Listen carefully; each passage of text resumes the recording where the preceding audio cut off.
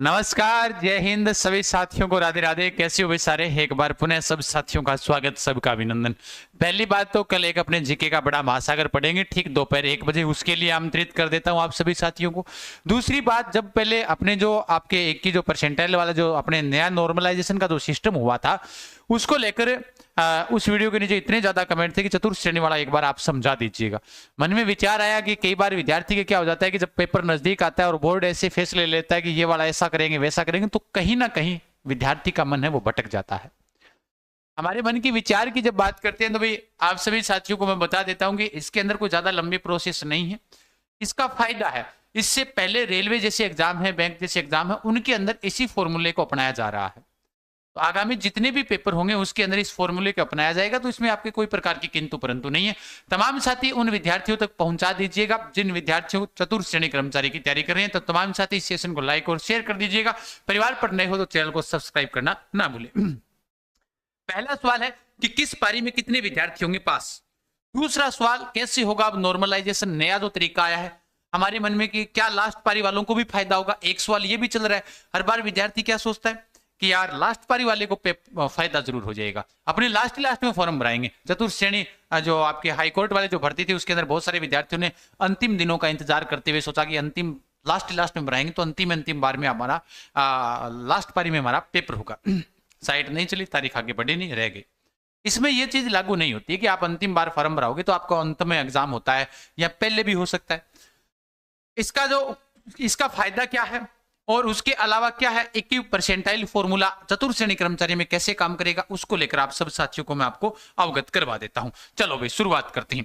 सबसे पहले आपने ये देख लिया होगा कि जो आपकी राजस्थान कर्मचारी चयन बोर्ड का जो नोटिफिकेशन आया था कि आज दिनांक 25 जुलाई से बोर्ड आगामी नॉर्मलाइजेशन प्रक्रिया यानी आरएसएसबी द्वारा एक से अधिक चरणों में आयोजित करवाने वाली भर्तियों में 21 परसेंटाइल फॉर्मूला लागू किया जाएगा, जो कि समय समय पर बोर्ड द्वारा अधिसूचित किया जाएगा।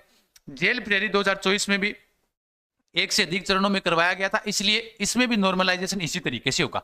अब आप समझ लेना, आप वाला तो समझाया हुआ जेल प्रेरी वालों को, तो पहले वाला वीडियो देख लेना, लाइव के अंदर ही पड़ा हुआ आपको मिल जाएगा। अब आप आराम से समझो इस बात को कि आपका एग्जाम है 19 से 21 सितंबर तक आपका एग्जाम है चतुर्थ श्रेणी कर्मचारी वालों का।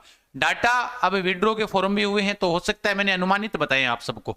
ये बात ध्यान रखना कि आपको मान लो कितनी पारी में होगी आपकी परीक्षा है, वो 6 पारी में आपका एग्जाम होगा।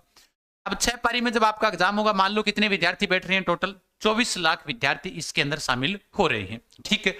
उसके बाद में कितनी पारियों में पेपर होगा, तो 6 पारियों में पेपर होगा, तो 24 लाख बटा 6 यानी कि एक पारी के अंदर कितने विद्यार्थी बैठेंगे, 6 लाख विद्यार्थी वो एक पारी के अंदर पेपर देंगे। इसमें जो पदों की संख्या है वो 53,749 लगभग 54,000 है, इतने ही पद है। या फिर इसके अंदर बाद में जो बढ़ाए गए थे पद हो सकता है ज्यादा भी हो, मैंने देखो सीधा सा आंकड़ा लिया था कि मैंने कहा पद कितने हैं, अब एग्जैक्ट तो याद नहीं रहता, लेकिन जितने भी है मान लो 54,000 भी पद होंगे, तो 53,749 पद है मान लो। 6 पारी के अंदर आपका पेपर है। कहीं कल को आप कमेंट करो कि आपको पद का नहीं ध्यान, 54,000 कुछ हो चुके हैं, तो आप देख लेना एक बार के लिए। मैंने गूगल से आंकड़ा किया कि भाई कितने पद हैं टोटल, तो वो निकाल कर आपको बता दिया कि 53,749 पद है। 6 पारी के अंदर आपकी क्या होगी, परीक्षा होगी, मतलब 8,958 विद्यार्थी एक पारी से चयन होगा। मतलब 6 की 6 जो पारी है उन 6 पारियों में समान विद्यार्थियों का चयन किया जाएगा, मतलब 8,958 विद्यार्थी एक पारी में चयन होगा। अब आपके मन में विचार आया कि मान लो सर, अब आपका सवाल बनता है, जो सवाल आपके कमेंट में मैंने देखे, सवाल ये आया कि 6 लाख विद्यार्थी तो एक पारी में बैठेंगे, लेकिन मान लो एक पारी के अंदर 1 लाख विद्यार्थी उपस्थित अनुपस्थित हो गए, तो 5 लाख बैठे तो गुरुजी ये तो घाटा है। वो तो देखो किस्मत पर निर्भर करता है कि किस पारी के अंदर कितने विद्यार्थी बैठते हैं। ये हो सकता है कि एक पारी के अंदर 4 लाख बैठ जाए, एक में 5,80,000 विद्यार्थी बैठ जाए, ये तो किस्मत पर डिपेंड करता है। इसको लेकर आपकी कोई संशय नहीं होना चाहिए, ये तो बोर्ड के अपने नियमों के अनुसार ही रहेगा, क्योंकि इसका जो 21 परसेंटाइल वाला जो फॉर्मूला है वो आपके जो कुल विद्यार्थी माइनस रैंक बटा कुल विद्यार्थी -1 × 100 पर निर्भर करेगा। परसेंटाइल से आपकी रैंक निकाली जाएगी। अब आपके मन में विचार है, यहां तक तो हम समझ गए, प्रत्येक पारी से इतने का सिलेक्शन होगा। अब प्रत्येक पारी में होगा सिलेक्शन कैसे, ये भी हमें बता दीजिएगा। ये सवाल आता है सबसे बड़ा, ये बड़ा कि अब आपका सवाल है कि भाई सिलेक्शन होगा कैसे।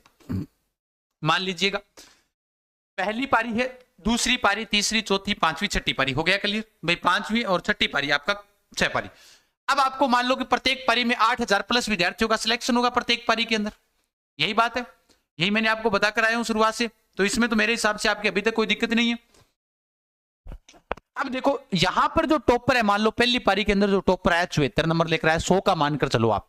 हालांकि आपका एग्जाम है वो आपके 200 अंक का है, 120 पर्सन आएंगे, लेकिन मैं कह रहा हूं कि 100 का मानकर चलो, आप आराम से समझ जाओगे। 120 वाला समझाऊंगा तो झमेला समझ में नहीं आएगा। आप मान लो पहले टॉपर के पहली पारी में 74, सेकंड के 73 थे और इसके 72 थे, या फिर मान लो 73 पॉइंट कुछ, 72 पॉइंट कुछ, जैसा भी मानो आपकी इच्छा है। दूसरी पारी वाले के अंदर टॉपर के 64 है, फिर इनका 63, थर्ड का 62, तीसरी पारी आ रहा 81, 80, 79, चौथी पारी आ रहा 54, 53, 52, पांचवी पारी आ रहा टॉपर का 40 है, फिर एक का 39 है, फिर 38 है, छठी पारी आ रहा 91, 80 है, 89 है। सर इसमें सिलेक्शन किसका होगा? तीनों का सिलेक्शन होगा हर पारी में जो भी। अब आपके ये सिस्टम नहीं रहा कि इस 40 वाले को क्या किया जाए कि 40 वाले के नंबर बढ़ा दें, 91 वाले का घटा दें, नहीं, जो टॉपर है ये वाला ये लगेगा। अब इनकी सर रैंक कैसे निकालेंगे? लास्ट में, लास्ट में पहली रैंक पर 6 विद्यार्थी बैठेंगे, क्योंकि आपका कितनी पारियों में पेपर हो रहा है? 6 पारियों में पेपर हो रहा है। तो पहली रैंक के ऊपर कितने विद्यार्थी बैठेंगे? 6 विद्यार्थी बैठेंगे, जो आपके हर पारी के टॉपर हैं। इस पारी के अंदर जो भी जितने भी विद्यार्थी शामिल होंगे वो सारे के सारे 8000 तक, जितने भी विद्यार्थी आपको मैंने बताया कि एक पारी से इतने लगेंगे, उतने तक लेकर आएंगे। उतने से अब आपकी ये मायने नहीं रखता कि आपके नंबर 40 आए हैं या आपके 91 नंबर आए हैं। कहने का मतलब अगर एक पारी में टॉपर 91 का है तो वो भी लगेगा, एक पारी में टॉपर 40 का है वो भी लगेगा। कहने का मतलब ये है कि प्रत्येक पारी में जो टॉपर होगा उसकी फर्स्ट रैंक होगी, इसकी दो नंबर पर होगा उसकी सेकंड रैंक होगी, 3 नंबर पर होगा उसकी थर्ड रैंक होगी। ठीक है, ये बड़ा है। अब आगे की ओर चर्चा करते हैं, आगे वाला और फॉर्मूला समझा देता हूं थोड़ा सा। यहां तक तो क्लियर हो गया मेरे हिसाब से, क्योंकि विद्यार्थियों की लगभग सोच यही रहती है और कई अपवाद आते भी रहते हैं कमेंट में भौंकने के लिए, मैं आपको बता देता हूं, है ना। मैंने जो पहले वाला जो परसेंटाइल वाला फॉर्मूला पहले ढंग से समझाया, शायद सबसे पहले आकर मैंने बताया था वो वाला।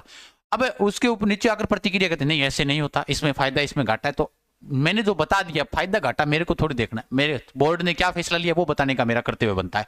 अब आप आगे देखिएगा, आगे देखते हैं। उससे पहले चतुर्थ श्रेणी कर्मचारी का जो अंतिम अपना रिवीजन बेंच है, एमसीक्यू बेंच, मात्र 99 के अंदर उड़ान एजुकेशन ऐप के ऊपर शुरू है। हजारों विद्यार्थियों ने इस एडमिशन इसके अंदर लिया है। शुरुआत में हमने सिर्फ 200 विद्यार्थियों के लिए कहा था, भी 200 विद्यार्थियों के लिए 99 रखेंगे।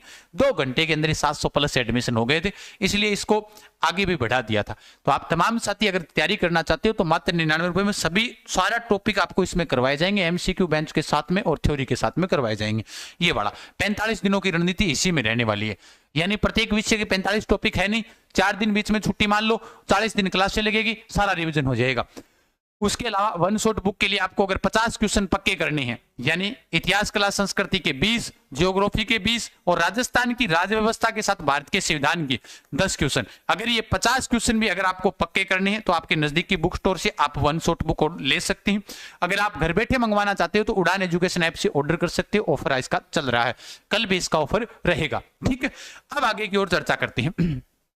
परसेंटाइल जो फॉर्मूला होता है वो क्या होता है? देखो इसमें लिखा हुआ है कि percentile rank can also be calculated approximately S, यानी कि कहने का मतलब परसेंटाइल की जो रैंक निकलती है, परसेंटाइल का मतलब प्रतिशत से नहीं है, ये फॉर्मूला है। परसेंटाइल रैंक अलग निकलती है। कैसे निकलेगी? मान लो कुल विद्यार्थी कितने बैठे, 6 लाख विद्यार्थी बैठे। कितने विद्यार्थी बैठे? 6 लाख विद्यार्थी बैठे। माइनस में से आप फर्स्ट रैंक पर आए थे, 1 कर दिया। कुल विद्यार्थी मतलब 6 लाख थे और माइनस में क्या करोगे, 1 करोगे, इंटू 100 करोगे, तो आपका उत्तर आएगा 5,99,999। ऐसे कर आपका उत्तर आ जाएगा, देख लेना आप।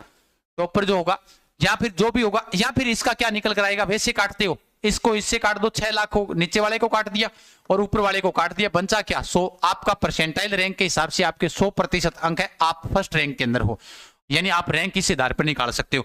जैसे यहां पर आपकी 100वीं रैंक आई, कुल विद्यार्थी आप कितने थे उतने निकाले और माइनस में आपकी 100वीं रैंक है, उसके बाद कुल विद्यार्थी और उसके अलावा -1 इंटू 100 करोगे तो आपकी परसेंटाइल रैंक निकल कर आ जाएगी। कहने का मतलब 8000 विद्यार्थी तो प्रत्येक पारी में लिए जाएंगे। ठीक है, अगर आप अपनी रैंक देखोगे परसेंटाइल के आधार पर तो उसके आधार पर जो देखने का तरीका वो यही होगा। टोटल बात यही है कि भाई मोटी मोटी बात करें तो भैया अगर वैसे घटा तो 6 लाख -1 इंटू 100 बटा ये करोगे तो 5,99,999। ये रैंक आपकी कहां से है? ये नीचे से आपकी रैंक है। टोटल 6 लाख थे, आप ऊपर ऊपर क्या बैठे हो, टॉप पर बैठे हो। ये रैंक नहीं है 5,99,999, 5,99,999, ये रैंक आपकी नीचे से है।